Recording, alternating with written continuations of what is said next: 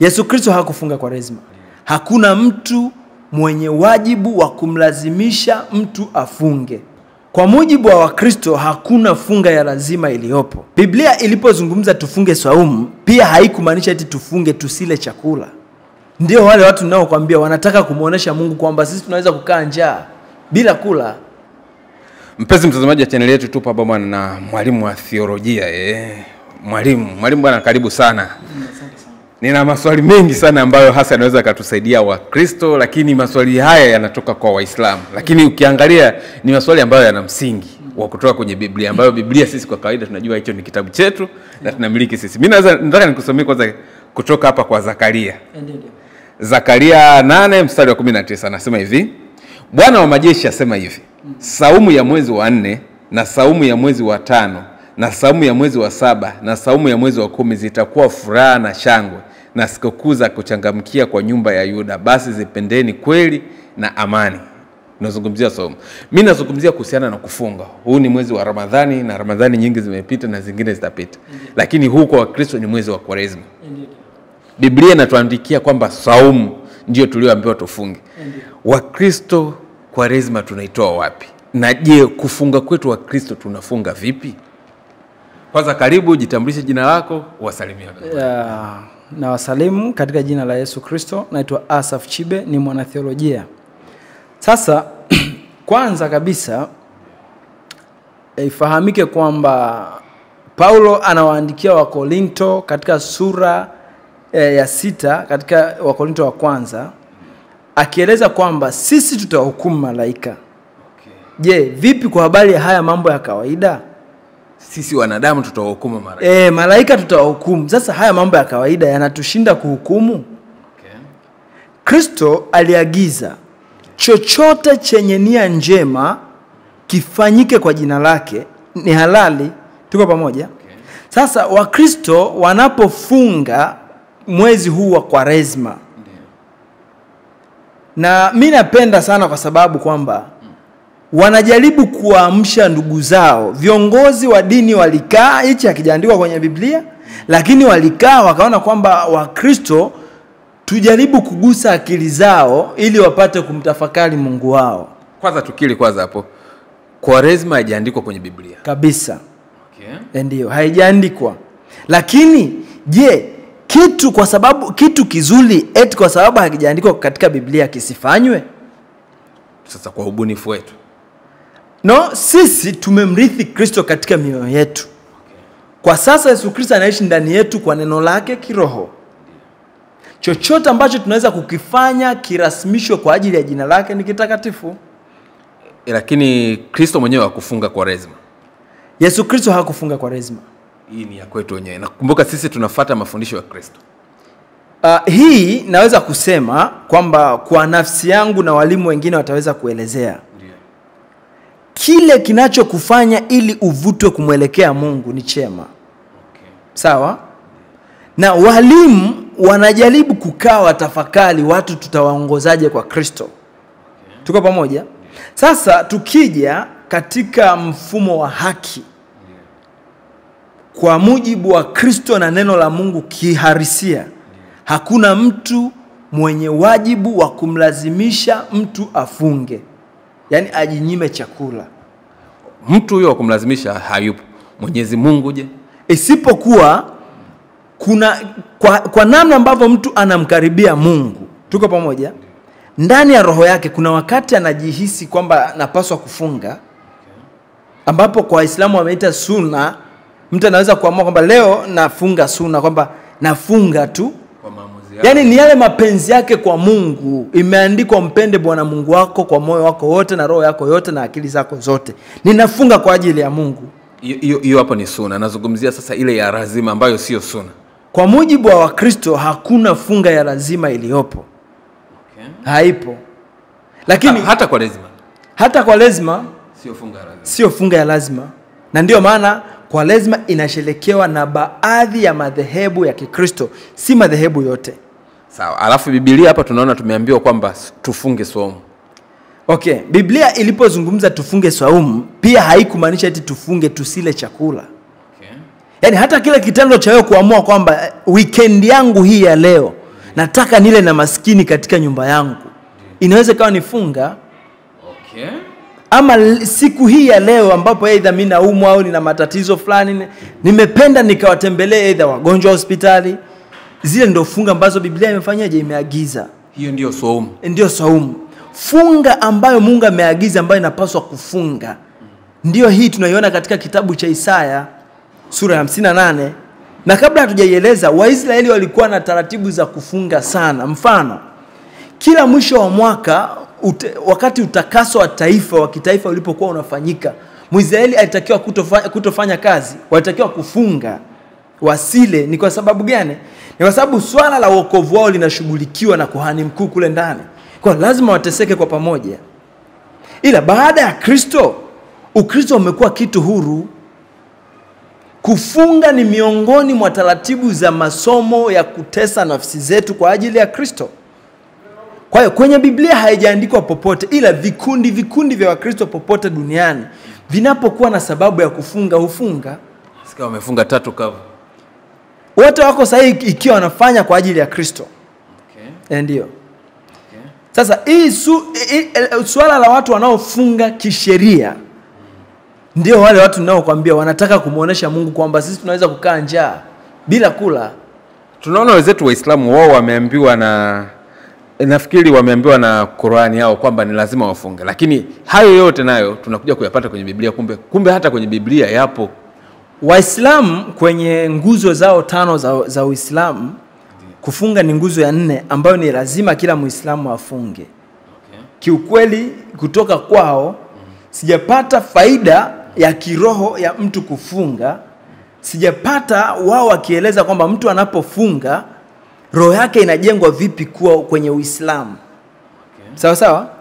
Lakini kwa Wakristo hawajawekewa limit ya kufunga, na wala hii kwa lazima haijawekwa sheria rasmi ya Wakristo wote kufunga na Biblia. Lakini Mkristo kwanza, sisi sio nguzo, kufunga sio nguzo kama ndugu zetu. Jua ndugu zetu ni lazima wafunge. Mtu asiyefunga ni dhambi kwake. Lakini sisi, mtu asipofunga sio dhambi. Badala yake, vile wewe unavyotaka kuwa safi na Mungu, unavyotaka kuwa mnyofu na Mungu, unavyotaka kumkaribia Mungu, zile hatua za kwako za kiroho, zile ni za kwako. Ukitaka unafunga, ukitaka usifunge, zile ni za kwako. Okay. Ama kiongozi wako wa kiimani kutokana na jinsi unavyoishi naye, anavyoelekeza, hatua anazoelekeza za kiimani, anaweza kawaambia kundi lake wafunge kulingana na vita wanaokabiliana nayo. Kuna kitabu nilisoma sikumbuki vizuri, lakini ndani ya Biblia kwamba na wana wa Israeli walifunga mpaka jioni. Nafikiri ni wana wa Israeli, lakini ni watu kwenye Biblia kwamba walifunga mpaka jioni. Unaponiambia kwamba unaweza kuamua funga yako ule na maskini, ule na yatima, saa 7 mchana unakula, hapo unakuwa bado umefunga kivipi wakati hao watu walifunga mpaka jioni? Hivi nikuulize swali. Unapoharibu bajeti yako kwa ajili ya mgeni, je, siku ile ukikosa chakula, si utakumbuka kwamba hiki chakula nilikila siku ile? Ndio. Kwa hiyo kufunga sio tu kule kushinda njaa, ni katika ile hali ya kuchukua riziki yako na kumpa mtu. Nikichukua chakula nikampa mtu mwingine, nimefunga. Umefunga kwa mujibu wa Biblia. Sio kwamba nikichukua kile chakula nikamua nile usiku ndo nakuwa nimefunga. Hapana. Yani mchana wote ni sile. Hapana. Unajua kufunga kibiblia ni ibada. Okay. Na ndio maana wenzetu kule kufunga na wao ilipaswa kuwa ibada. Okay. Ingawa wamefunga na kazi zinaendelea. Okay. Taifa la Israeli ilitakiwa kila baada ya miaka 6, mwaka wa 7 wafunge kazi, wasifanye kazi mwaka mzima.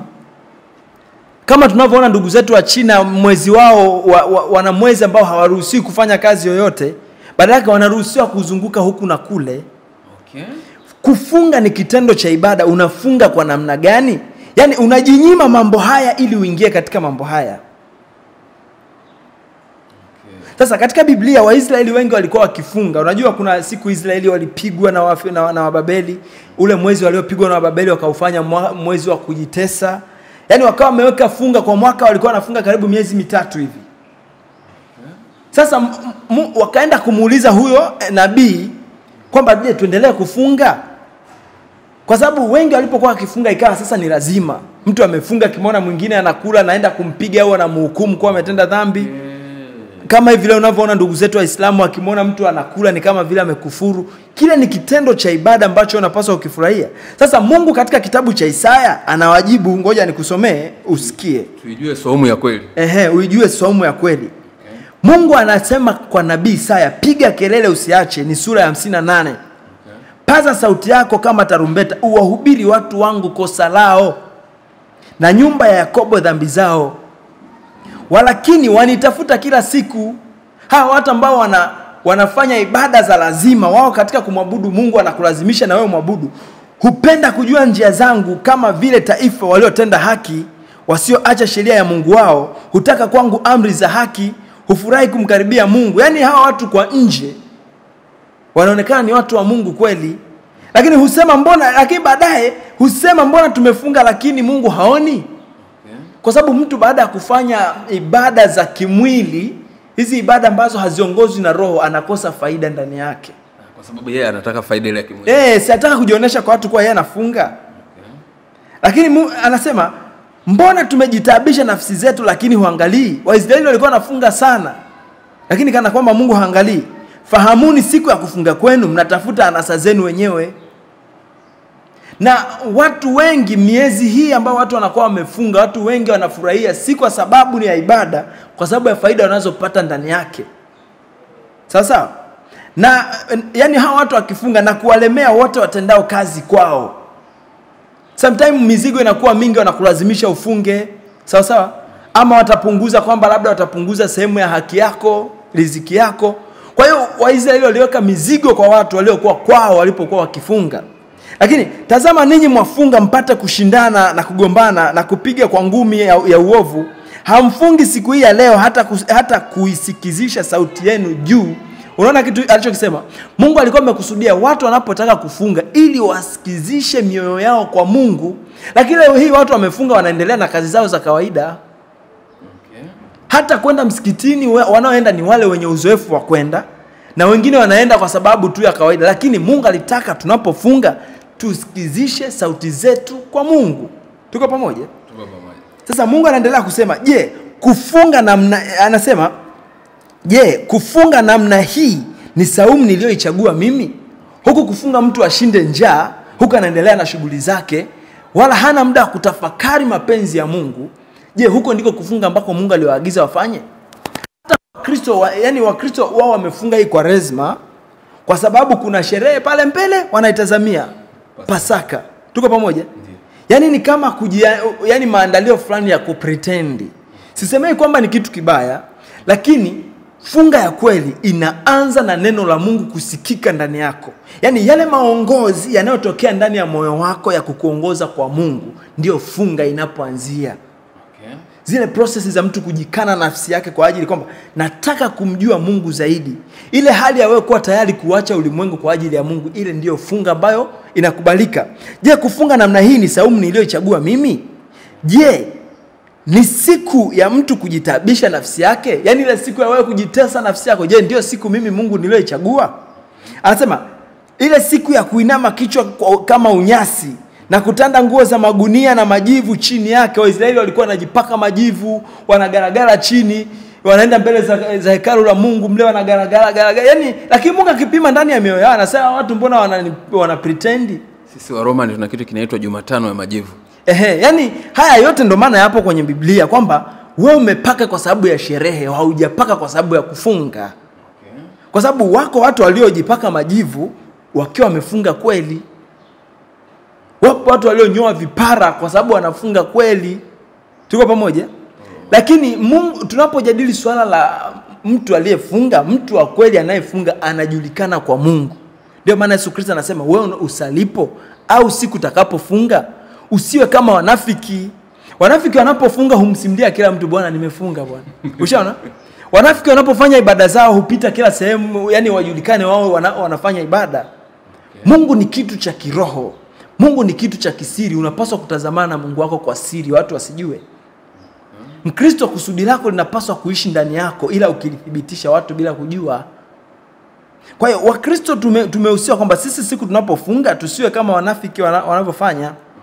Anasema, Utasema ni siku ya kufunga na siku ya kukubaliwa na Mungu, namna unavyojitaabisha, unavyofanya hivyo, unavyoteseka. Mbona teseka? Je, hii ndio siku ya kukubaliwa na Mungu? Ndipo anasema, je, saumu niliyoichagua sio ya namna hii? Kufungua vifungo vya uovu. Ile hali aidha mhubiri kujitoa kwa ajili ya watu awaaminishe neno la Mungu, au mtu kuamua kwamba maisha ya uovu na achana nayo, nitaanza kuishi kwa ajili ya Mungu. Kufungua vifungo vya uovu, kuwasamehe unaowadai, kuwasamehe waliokukosea, yani kuondoa kinyongo ndani yako dhidi ya mtu yeyote. Yani hata aliyekukosea kuishi yani kumtakia mema. Tuko pamoja? Hiyo ndio saumu Mungu aliyoichagua. Ingawa mtu amekuumiza, ufurahie kumsamehe. Ushanipata? Sasa nasema kuzilegeza kamba za nira, yani ni ile hali ya kuhakikisha hata watu ambao yani wewe unahisi wanateseka kwa ajili yako wanapata furaha. Yani wote walioko chini ya mamlaka yako unawapa kufurahi. Tuko pamoja? Sasa kuacha huru walioonewa. Yani wewe mwenyewe onekana ukiwatetea wanaoonewa. Tuko pamoja? Na kwamba mvunje kila nila. Je, sio kuwagawia wenye njaa chakula chako? Tuko pamoja? Kumbe hata tendo la kuwafanya wenye njaa wale chakula chako ni funga ambayo Mungu alifanyaje? Aliagiza. Na kuwaleta maskini waliotupwa nje nyumbani mwako, wasio na pakukaa, uwape pakukaa. Tuko pamoja? Anasema, umonapo mtu aliye uchi umvike nguo, wala usijifiche na mtu mwenye damu moja nawe. Yani kwa sababu wewe unahisi, yani watu wengi katika funga zao wanajijenga wao, lakini funga ya kweli ilikuwa kama ile ya Kristo. Alikuwa na heshima ya kiungu, alikuwa yupo mbinguni, lakini kwa ajili ya wanadamu akaona ngoja niachie haya mamlaka nikawakomboe ndugu zangu. Akavua mamlaka ya kiungu akatujia sisi wanadamu. Ndipo Paulo anaandika katika kitabu cha Wafilipi sura ya 2, iweni na nia hiyo hiyo. Kwa hiyo sherehe nyingi zinazosherekewa duniani, ingawa zinatupa message kwamba watu hao wapo wanamwabudu Mungu, ila watu wengi hawamwabudu Mungu katika sherehe hizo. Tuko pamoja? Kwa hiyo Mungu anasema iwapo wewe utafungua roho yako kwa ajili ya walioonewa, ndipo utakapoita atasikia. Utalia naye atasema mimi hapa. Yani wewe unayejitoa kwa ajili ya watu, siku itakapotokea na wewe unahitaji msaada, Mungu utakapomuita ataitika. Ndio maana Yesu Kristo duniani aliishi kwa ajili ya utukufu wa Mungu. Ndio maana hata alipokuwa naomba, Mungu alimjibu. Na maombi yake akasikiwa kwa vile alivyokuwa mtakatifu, yani mtakatifu, mnyoofu katika kuomba kwake, ingawa alikuwa anateseka si kwa ajili yake, kwa ajili ya watu. Mungu akamsikia na yeye alipohitajia wokovu. Kwa hiyo aina ya funga ambayo inatakiwa kibiblia si ile ya kushinda njaa. Ile ya kushinda njaa badala yake unapaswa kuifanya iko hivi. Unaweza kusema nataka nishinde njaa, ni kama mazoezi. Sawa? Nafanya mazoezi ili nitakapokuwa nashindana na jambo lile niweze kushinda. Okay, unamaanisha kwamba mtu anayefunga, hapa si kusudi Mkristo peke yake au Muislamu peke yake, nazungumzia mtu yule aliyefunga. Lakini anayefunga kwa ajili ya Mwenyezi Mungu. Sio kwamba yani anamfanyia kitu fulani Mwenyezi Mungu pale anapofunga kwa kushinda njaa. Sio kwamba labda anamfanyia kitu chochote Mungu pale kwamba ni sawa na labda mimi nikikupa wewe nikakutendea wema. Je, ni sawa na vile ninavyokuwa nimefunga? Hivi nataka nikuulize swali. Ukijenga nyumba yako, ukaishi wewe mwenyewe, nani atakaye kusifu kwamba umemsaidia fulani? Kuna mtu? Yani mtu anayejijenga mwenyewe anataka Mungu amsifu? Yule mtu anayejitolea kwa ajili ya kuwajenga watu wengine ndiye Mungu atakayemsifu. Yule mtu anayetumia vipawa alivyopewa, mali alizopewa, vyeo alivyopewa kuwasaidia wengine, ndio Mungu atakayewasifu. Kwa hiyo wewe unapofunga unajijenga wewe mwenyewe. Lakini kufunga kuna faida. Kufunga kuna faida kiukweli. Ndio maana nimesema faida zipi mtu anazipata? Ndio maana nimesema ni mazoezi. Moja wapo, kuna mtu ambaye hajui kusoma nyakati, hajui kusoma mazingira. Anaweza kaenda ugenini, amefika ugenini, muda aliozoea kula, anaona mbona watu hata hawashughuliki na chochote. Kwa hiyo ndani ya moyo wake akatenda dhambi. Lakini mtu ambaye anajizoesha mazoezi haya, kinachomsaidia Yeye anaamini chakula changu natembea nacho ndani yangu. Nikienda sehemu nisipokuta chakula nitaendelea mbele. Kusudi lilo nipeleka ni lipi? Okay. Kwa sababu hili ndio lilomponza nabii mmoja aliyeenda kutabiri ujumbe kutoka Yuda kwenda Samaria, kuwatabilia wa Samaria kitakachowapata kwa sababu ya kuabudu kwao sanamu. Okay. Yeye alipopatwa na njaa njiani, Mungu ameshaambia utakapoenda huko usile. Lakini alipopatwa na njaa njiani, akadanganyika akala. Kwa hiyo kufunga ni mazoezi ya mtu binafsi, yani kushinda njaa. Okay. Ni mazoezi ya mtu binafsi. Ila ya funga ya kweli ni ile hali ya wewe yani kuipoteza haki yako kwa ajili ya haki za watu wengine. Na kiroho huwa inasaidiaje? Kwa sababu unaona kuna watu wana kawaida tu ya kufunga. Hata hivi tunavyosema sijui kwa vipindi maalum, kuna watu wana kawaida ya kufunga. Mtu ana shida yake anamwomba Mwenyezi Mungu lakini anafunga. Kuna faida gani hapo tufanye kiroho? Ndio maana nimesema kiroho yule mtu anakuwa anaandaa mazingira ya neno la Mungu kufanya kazi vizuri ndani yake. Sio labda Mungu anazipokea sana sala za mtu aliyefunga kuliko ambaye hajafunga. Mungu hapokei sala zetu wanadamu kwa sababu ya tendo lolote tunalolitenda. Okay. Mungu anapokea sala zetu sisi wanadamu kwa sababu ya lile tokeo la Kristo peke yake. Yaani Mungu anatusikiliza kwa jina la Yesu basi. Okay. Kwa hiyo unaposema kwa matendo yote Mungu apokee sala zetu, na watu wanaambiwa labda mtu anaomba gari anaambiwa atoe pesa fulani, hela zile sijui za kupanda mbegu au za nini, ili Mungu asikie sala zake, maombi yake. Kwa kifupi, mwisho utadhihirisha mambo yote tunayoyanena kwa jina la Mungu. Watu wanaoambia watu kwamba utoe ili Mungu akupe, basi mimi simo, lakini mwanadamu hana kumpa Mungu ili Mungu amsikilize. Kwa sababu vitu vyote ni mali ya Mungu. Na ndio maana kama wewe umeona mhubiri au mchungaji ukaona nina uwezo wa kumpa gari, wewe mpe. Lakini usimpe gari ukasema kwa kumpa gari ndipo nitapata zaidi. Maana yake sasa ni kama kamari, sasa tunamfanyia Mungu kama kamari. Yaani mimi kwenye kamari nitatoa 1000 natarajia mamilioni. Okay. Sasa wale waumini ni kama wanafundishwa kucheza kamari. Kwamba leta 10% ili upate 100%. Manake kwa Mungu kitoa kidogo Mungu anakupa kingi. Kwa hiyo watu wanaamua kutoa ili Mungu awabariki. Mimi naweza kusema ukimwona mtu mwenye njaa haumlishi kwa sababu hajakubariki, umepata hatia. Badala yake Mungu anatubariki watu si kwa sababu tumempa kitu chochote. Tunaona kuna kiasi kabisa labda mtu anataka arudiwe na afya yake, anaumwa. Anaambiwa bwana hapo utatoa 400,000 afya yako inarudi. Na ndio maana nimesema hivi, kwenye vita majeruhi wa kweli wa kwanza huwa ni ukweli. Okay. Yaani kwenye vita yoyote majeruhi wa kwanza ni ukweli. Yeah. Sasa neno la Mungu lisipopotoshwa watu hawatapotoka. Kwa hiyo tupo kwenye vita maana. Tupo kwenye vita. Kwa hiyo neno la Mungu watu wanalihubiri kwa namna mbalimbali. Tupo kwenye vita na nani tunayepigana naye? Ukweli na uongo upo kwenye vita. Okay. Sawa? Ukienda katika kanisa la Adventista wa Sabato wana kitu kinaitwa misingi ya imani. Yeah. Ndani yake katika ile misingi ya imani wanasema vita kati ya wema na uovu. Okay. Uovu unavuta na wema unavuta. Okay. Sasa yani uongo hauhubiriwi katika ubaya, uongo unahubiriwa katika uzuri. Okay. Ukweli hauhubiriwi katika uzuri, ukweli unahubiriwa katika ukweli. Sasa kati ya hivyo vitu viwili kinachouma zaidi ni ukweli, kwa sababu ukweli haumpendelei mtu. Upo tu wazi. Ila uongo unawapendelea watu. Okay. Upendeleo unawezekana kwa baadhi ya watu, hauwezekani kwa watu wote. Kwa hiyo mtu kubarikiwa ni kwa sababu Mungu alishambariki. Ujue mpaka kupata hizo 400,000 za kutoa ni kwa sababu unazo. Sasa hebu fikiria mtu hana zile 400,000 na anataka kupona, itakuwaje? Na ndio maana nimekuambia Wakristo, ukiona hata Mkristo naye hangaika kuhusu maradhi ya mwili wake, hajawa Mkristo. Ni kwa sababu gani? Mkristo anapaswa kumtukuza Mungu katika hali yoyote alionayo. Iwe ni mgonjwa amtukuze Mungu. Okay. Lakini ni kwa sababu kwamba tunaamini afya zetu zinamsaidia Mungu kazi yake, ndio maana tunataka tuwe wazima. Sasa kama Mkristo ambaye labda anaumwa yupo hospitali anapaswa naye kumtukuza Mungu, na hii tunayoambiwaga kuna wengine wamelala vitandani, wewe upo hapa ni mzima leo, piga kelele kumshangilia Mungu. Lile ombi ni ombi la kinafiki. Sawa sawa?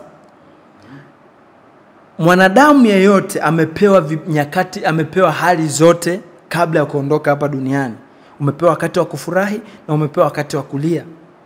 Tuko pamoja? Sasa Mkristo ambaye sasa hivi anaumwa, je, hakuwahi kuwa mzima? Haya maisha ni darasa. Na Mungu anakupima. Je, ukiwa mgonjwa moyo wako unasemaje? Ukiwa mzima moyo wako unasemaje? Kwa sababu hakuna mtu Mkristo aliye na uzima wake. Sasa mimi sioni sababu ya kumfurahia Mungu kwa sababu amenifanya mzima. Badala yake napaswa kumfurahia Mungu kwamba uzima wangu nimeufanyia kazi gani. Alisema John Kennedy, rais wa Marekani, kwamba usijiulize kwamba Marekani imenifanyia nini, jiulize kwamba mimi nimeifanyia nini Marekani. Kwa sababu Marekani ipo kwa ajili yako, lakini wewe Marekani unaifanyia nini Marekani? Yaani usijiulize Mungu amekufanyia nini, jiulize mimi nimemfanyia nini Mungu. Kwa sababu Mungu yupo kwa ajili yako. Sasa ikiwa unaumwa usiteseke, kwa sababu Mungu wako anakujua. Je, una imani naye na umeyatoa maisha yako kwake? Sasa kama unaamini maisha yako yapo kwake, kwa nini unateseka? Kwa nini moyo wako hauna utulivu? Mkristo alipaswa kuwa na utulivu wakati wowote na hali zozote. Asioneshe wala moyo wake kuteseka. Badala yake nafurahi kwamba nipo mikononi mwa Mungu. Chochote kinachonipata Mungu anakiona. Mashangilio mengi tunayafanyaga. Kuna watu wamepoteza ndugu zao, wewe hujapoteza ndugu hata mmoja mwaka huu aliyekufa. Mshangilie Mungu kweli. Zile kelele ni kelele za kupretendi, ni furaha za kupretendi. Furaha ya kweli inatokana na lile tendo la kweli la moyoni mwako. Alisema Mahatma Gandhi, baba wa taifa la India, asa furaha ya kweli ni pale kile unachofanya kinapatana na kile unachowaza. Sawa? Furaha ya kweli ni pale kile unachotenda kinapatana na kile unachowaza. Sasa kuna mtu anakuja kanisani ana maumivu sana, anatamani kusikia neno la uponyaji. Ikitokea amepata neno la faraja katika shida yake, swala la kushangilia sio mpaka mwambie piga kelele. Yeye mwenyewe utaona nainuka kwa sababu umegusa moyo wake. Lakini mimi nikisema inuka tumshangilie Mungu, yani nakulazimisha wewe ambaye huna sababu ya kumshangilia Mungu umshangilie Mungu. Sawa sawa? Kwa hiyo wenye kumshangilia Mungu ni wale ambao Mungu wametambua tendo la Mungu ndani yao. Sawa, tumalize na kuhusiana na hii somo. Watu ambao hata Wakristo wapo wengi sana wanaona kama wakifunga labda ndo umemkaribia Mungu zaidi tofauti na mtu ambaye hajafunga. Na kuna wengine ambao wanasema maombi yao yanamfikia Mungu zaidi wakiwa wamefunga tofauti na mtu ambaye anakuwa hajafunga. Ile ni hisia. Sawa? Hisia. Yaani kuna mfano mwanamke anapokutana na mwanaume kuna hisia anaipata au mwanaume. Lakini mapenzi yanatakiwa yaendelee, si ndio? Okay. Sasa wale watu kila kitendo cha kwenda kumwomba Mungu kuna hisia fulani ya furaha wanaipata. Sasa ile hisia wanafikiri ndio ukweli wenyewe. Sikia. Msamaha, yani msamaha ambao mtu anaupata ambao hana historia ya kwamba nilipokuwa, yani tiba yoyote ambao mtu anaipata hana kumbukumbu ya maumivu yake, ile sio tiba ya kweli. Ikiwa tunamwendea Mungu na kufurahi, basi Mungu hajatugusa. Lazima tupitie maumivu ya kutakaswa na Mungu. Sio kila anayesema na furaha na Mungu na furaha na Mungu. Lakini yule mtu anayemshukuru Mungu, hamshukuru tu eti kwa sababu Mungu amempa nyakati zote nzuri za kufurahi, hapana. Yule mtu anayemshukuru Mungu, wakati Mungu alipokuwa anamtakasa alipitia maumivu. Kwa hiyo zile ni hisia. Kwa hiyo mtu amevuta hisia na niko vizuri. Lakini hata kama uko vizuri ukweli unaendelea. Na tena katika Mungu hisia haikupaswa kutumika. Katika Mungu litakiwa kutumika akili zaidi. Hakuna mtu aliyetakiwa kulazimishwa kumshangilia Mungu. Badala yake kile ambacho Mungu amekifanya ndani yetu ndicho kingetusukuma kufurahi. Sawa. Kama umetumeleta netu kwa mara ya kwanza, tafadhali subscribe kwa kwanza kupata kila video tunakuwekea sana.